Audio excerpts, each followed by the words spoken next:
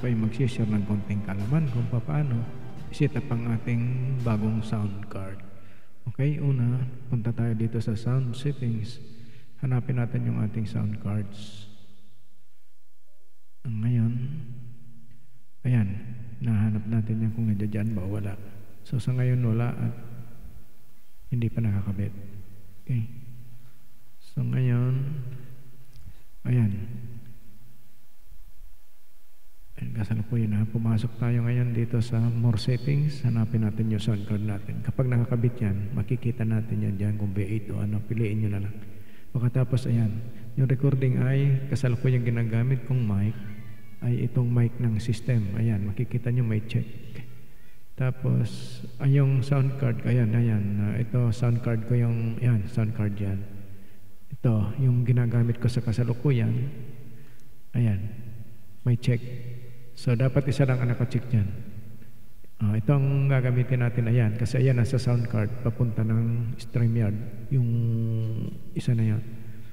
Ayan, lahat naka-disable yan para hindi magkalituhan. Naka-disable lahat yung ibang mic input na yan.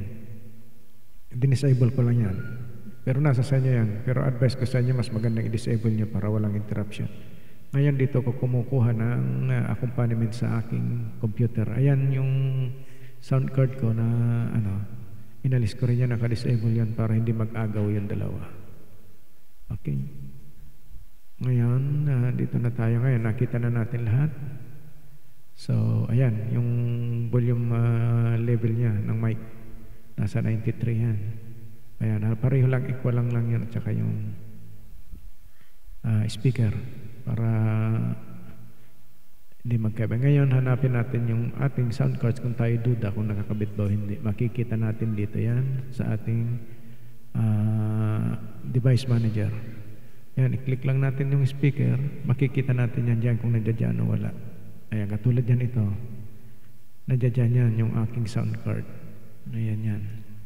Tapos yung isa, yung mic na isa. Mic yung pinag-uusapan natin dito ay yung input. Ayan. Yan, dalawa. Ayan. Dalawang yan. Default yung ano na yan, yung system yan.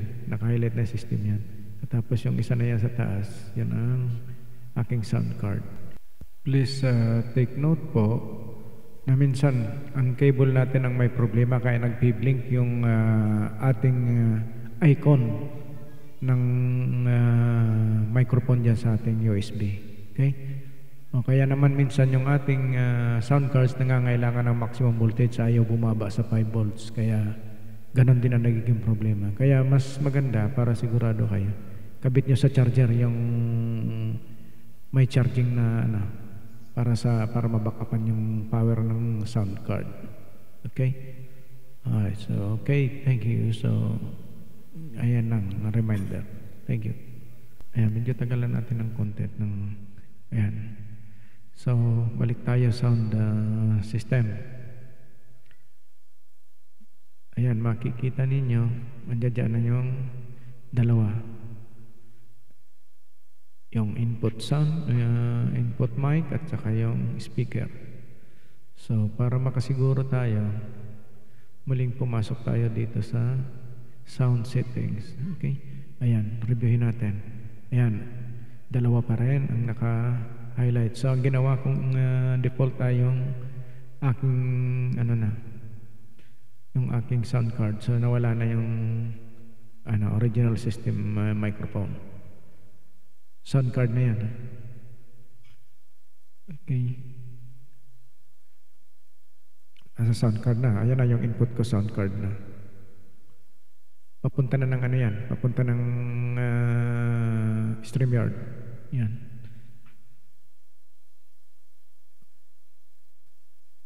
So yan, medyo tagal-tagalan natin ng content ng malinaw sa inyo. Ayan, properties, tingnan natin yung kanyang mga enhancement at level o anuman. Diyan mo makikita sa properties. Ayan. Sound card po yan, yung nakikita natin yan. Nasa recording tayo, recording yan. Ngayon, yung playback, ayan. Dahil ayan ang ginagamit ko computer, so sa computer ko kumuha ng music. Ayan, yung level niya, ayan, sa taas. Naka-disable din yung lahat ng ano na yan, ng iba pang source para walang interruption, hindi siya mag-take over kung sakali man na nagsaksa kayo. Pero tandaan nyo, kapag nagsaksa kayo ng ibang USB port, magiging enable ulit yan. Kaya silipin nyo ulit yan. Kasi isang USB port lang yan, naka-disable na yan. Alright, so ngayon pipili tayo ng song. Susubok tayong kumanta para may record natin gamit ang ating sound card. Okay? Ngayon, ito na. I-play natin yan. Pinili natin yung sigat ng masubukan natin. Pumasok muna tayo ng StreamYard. Okay? Tapos recording tayo. Testingin natin. Kaya susulat natin dyan ay test. Testing or test or whatever. Kung anong gusto nyong isulat yan. Okay? So, ayan na. Nandito na tayo sa StreamYard. Magre-record tayo gamit ang ating sound card. Palitan muna natin na yan. Ayan ang aking banner. So ngayon papasok tayo ng check muna natin yung audio. Ayan, naka-cancellation pa tayo. So pangit na sound yan. Ayan, bawat isa niya kailangan checkin nyo. Ayan, checkin nyo yung label niyan kasi minsan sumasablay. Okay. Lagi nyo titingnan yan. Ayan, yung recording, ayan. Ngayon tingnan natin yung level, kung ano bang level niyang, ayan, ayos siya. So tama, hindi magngungungo yan. Walang distortion yan. So tingnan natin itong isa pa, yung default niya. Kasi bawat isa kung saan nyo sinaksak na USB yan, magkakaroon ng ganyan yan. Bawat USB sinaksakan nyo, magkakaroon ng sariling output yan. Ngayon, silipin natin ito kung ayos ba. Kasi baka mamali tayo. Ayan, ayos din. So, ayos ang level niya. Volume level, sound level niya. So, ngayon ay aalisin na natin yung noise cancellation. Okay? Ayan, yan. Alisin na natin yun. Kakanta tayo. Ilagay na natin sa stereo. Yan, yung volume control yan. Magiging attentive tayo dito sa area na to kasi ang default niyan, nasa 30 lang or ano. Ayan. So, alisin na natin tong background reduction control at saka yung echo cancellation. So, naka-stereo na tayo. Pasok tayo ngayon ng studio. Ngayon, ilagay natin yung ating, ayan, i-display natin yung ating StreamYard. Ngayon ay magre-record tayo. Click natin yung record. Ayan, nagre-record na tayo. Makikita ninyo yan ito dito. Okay? So tayo ngayon ang mag-play na ng ating song. Alright. Okay.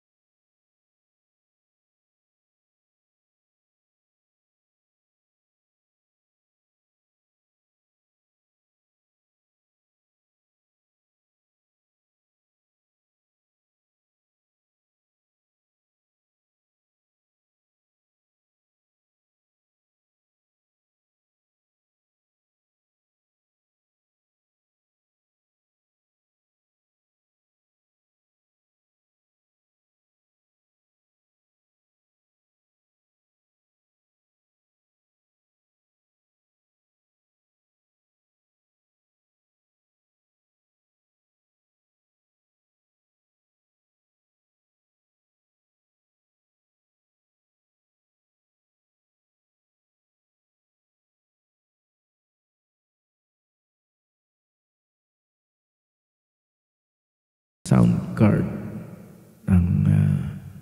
So ngayon i-end na natin yung ating recording at hahanapin natin yung na-record natin doon sa library. So ayan, nandiyan